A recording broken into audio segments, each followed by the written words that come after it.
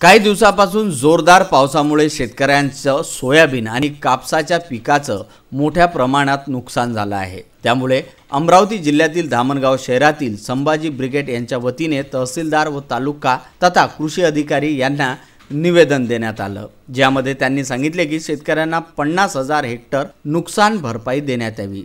शेतकऱ्यांची मागणी न पूर्ण झाल्यास 8 दिवसाच्या आत ठिय्या आंदोलन करू अशी माहिती संभाजी ब्रिगेडचे जिल्हाध्यक्ष गजानन मानकर यांनी विदर्भ न्यूजला दिली।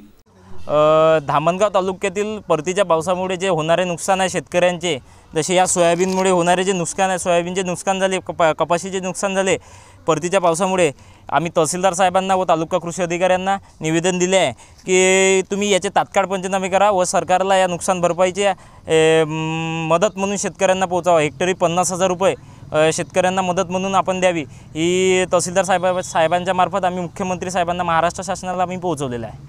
आणि जर समजा यांनी अंमलबजावणी जर केली नाही येत्या 8 दिवसात, तर संभाजी ब्रिगेड, तालुका कृषी अधिकारी व तहसीलदार साहेब यांच्या ऑफिसमध्ये ठिय्या आंदोलन करेल।